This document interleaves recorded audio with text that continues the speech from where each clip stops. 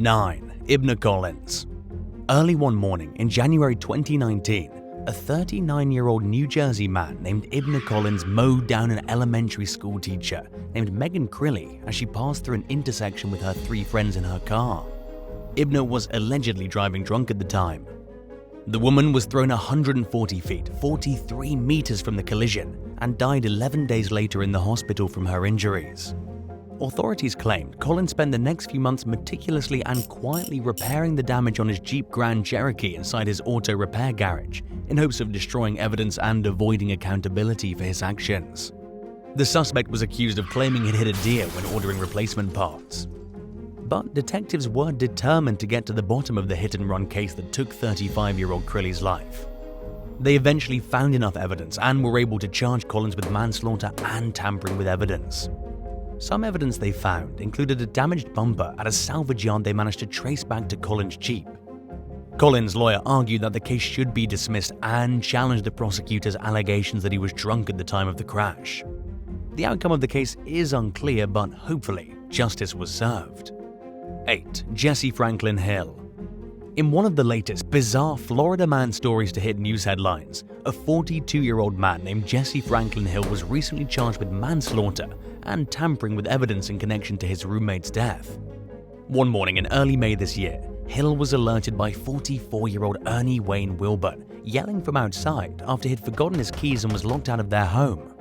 Hill's girlfriend would later tell investigators Hill grabbed a .22 caliber air rifle and shot at Wilburn through the window.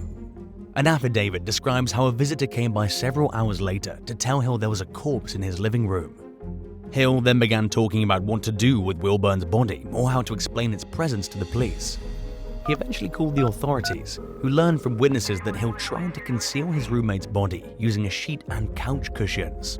Wilburn's body was found several feet away from a noticeable bloodstain, which supports the narrative bystanders gave police, and the air rifle Hill used to kill him was found in some nearby bushes where he tried to hide it. And this all happened after detectives tried to reach Hill several times, but were told that he'd taken flight after revealing he was a homicide suspect, despite never being told he was in the first place. An autopsy determined the victim's death was a homicide. After being taken into custody, Hill told the investigators he killed Wilburn because the man simply annoyed him. Hill claimed he didn't realize the air rifle he used was so powerful, but the owner of the home he lived in said he had warned Hill about the weapon's capabilities. He will now have to face the music for his crimes in court. 7. Cheating husband removes passport pages. A news website called The Tiger recently reported on a 32-year-old man from Pune, India, that was arrested for tearing pages out of his passport. He supposedly did it before getting married because he didn't want his new wife to know about past trips he took to Thailand. But she still found out in the worst possible way. The man was trying to board a flight to the Maldives at Mumbai International Airport when security noticed missing passport pages. And while his lawyer claims the binding came loose and the pages just fell out, officials claimed it looked like the pages were torn out on purpose and accused the suspect of tampering with his passport. While it's unclear why he wanted to cover up his visits to Thailand, the man is accused of ripping out 10 pages from 2019 before his wedding, so perhaps it's safe to assume he was worried his future bride would think he went there for some nefarious reasons. But since passports are considered a federally issued document, it's a crime in most countries to tamper with them in any way, making the man's attempt to cover up his travel history a huge no-no. He reportedly faces multiple charges, including forgery, cheating, and using a forged document or electronic record as genuine, as well as some other offenses under India's Passport Act. 6. A police cover-up in Iowa.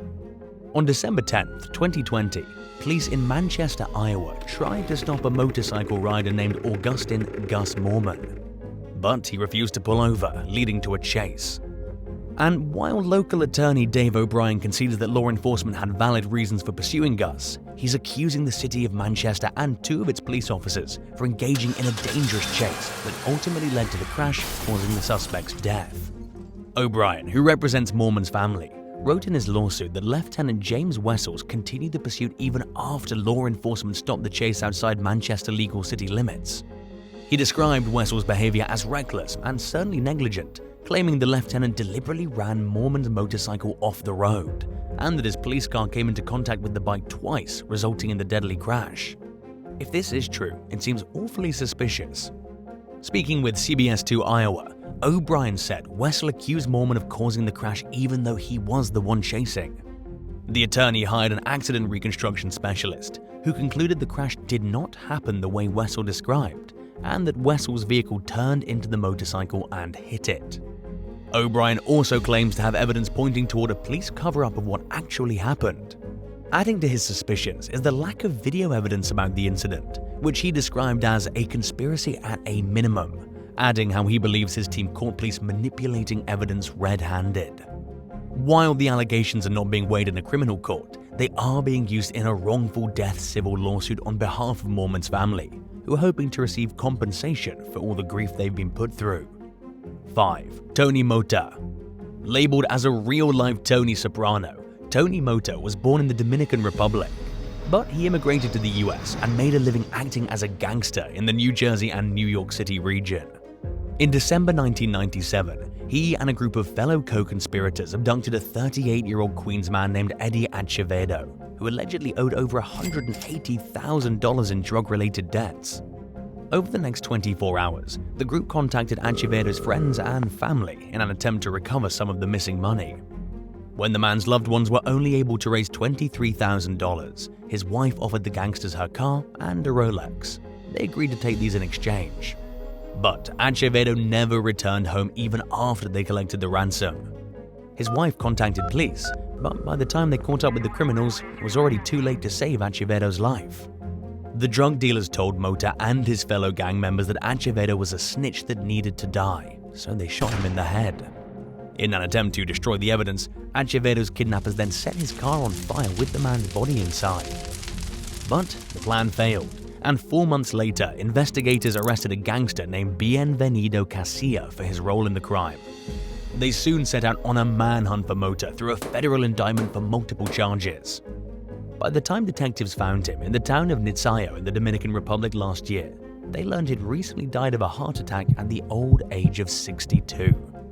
Mota successfully evaded law enforcement for over 2 decades while living under the alias Miguel Angel Gonzalez Perez. But his failure to separate himself from the crime cost him his comfortable life in the States and forced him to spend his remaining years living under a low profile without the freedom of movement he'd spent much of his life enjoying. It was probably much different from how Mota had originally envisioned his later years. But hey, that's the price you pay for taking another man's life. Police later had his body exhumed and connected his DNA with samples from evidence involved in Acevedo's murder. 4. Sandy Graham. During the early stages of the COVID-19 pandemic in 2020, 32-year-old Sandy Graham shot and killed her 40-year-old partner, Dale Watine, in New Zealand's South Island. She then went to her best friend George Hyde to ask for help hiding the man's body. The pair put Hyde's 2 young children into the backseat of his car, along with some shovels, and drove into a secluded forest where they dug Watine's grave. Hyde then returned to the site later on and buried his remains. Graham and Woodley met in 2019 and went on to have a volatile relationship that saw occasional visits from police for complaints. Woodley was last seen in April this year, and police began to suspect foul play after they found his SUV abandoned near Graham's home.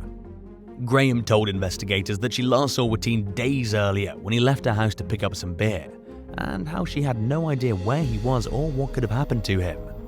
She listed multiple places and people she said might lead detectives to him, all while knowing fully well he was dead and buried in the ground. In the meantime, Graham began acting concerned about Watine's well-being. She claimed he owed money to a gang, could be with his meth dealer, or perhaps he'd gone on a bender, which he was known to do fairly often. Rumors began to spread through the small town that Watine might have been murdered, and all signs pointed investigators in the same direction. Graham continued to put on a disturbingly convincing act during early interrogations, but Hyde seemed suspicious. After extensive searching, police finally found Watine's body. Shortly after that, Hyde confessed to his role in hiding the murder's evidence. Graham was recently found guilty of Watine's murder, while Hyde was convicted of being an accessory to the crime after the fact. 3. Kevin Michael Baker Jr. One family's Christmas Eve ended in tragedy last year when a 65-year-old grandfather from Croydon, Pennsylvania named John Dugan was struck by a vehicle while on his way to a holiday party. He'd fallen in the road when a red pickup truck mowed him down and left the scene, leaving him bleeding out with fatal head injuries. Local police put out photos of the vehicle on social media in hopes someone would recognize it and identify the owner. Soon enough, a local man named Kevin Baker Sr. brought the pickup to the police station, claiming he believed it looked a lot like the one in the pictures. He and his son Kevin Baker Jr., the truck's owner, consented to a search of the car, which was brand new, only a few months old. The inspector noticed damage that was consistent with the collision that killed Duggan, but he also saw something strange. The truck was extremely clean. A few months later, 20-year-old Baker Jr. was charged with accident involving death or personal injury, tampering with physical evidence, and failure to stop and give information or render aid. Most of these charges could have been avoided if he'd just stayed at the scene, according to the Bucks County District Attorney's Office. A grand jury has accused Baker, his father, and his girlfriend of failing to be entirely truthful about the incident that caused Duggan's untimely death. Any fabricating or attempts to conceal evidence on their part only made Baker's circumstances worse.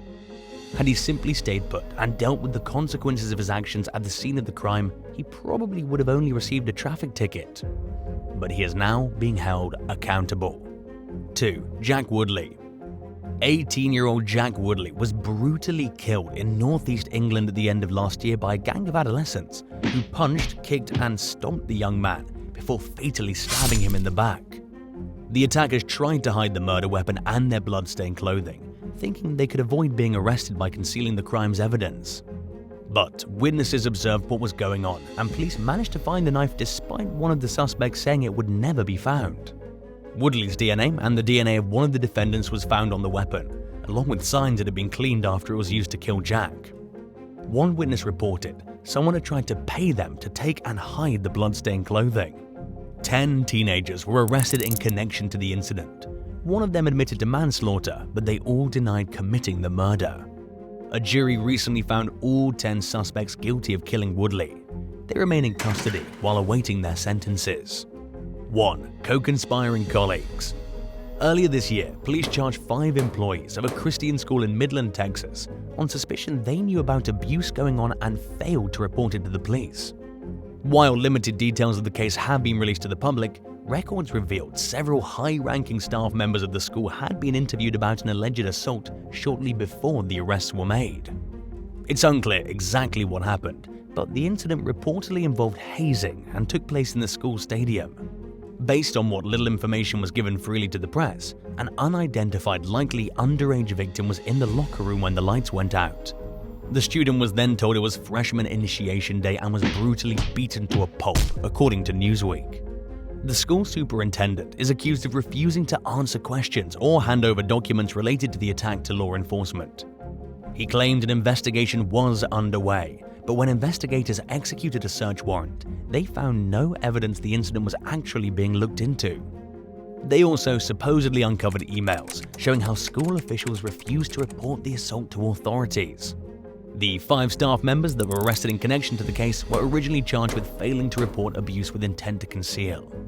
A grand jury decided against indicting the employees, but the case remains controversial and has certainly generated a lot of doubt and unwanted attention among the public towards the school itself and the faculty. Thanks for watching. Have you ever tried to hide evidence of something you did? Let us know in the comments below and be sure to subscribe to our next video.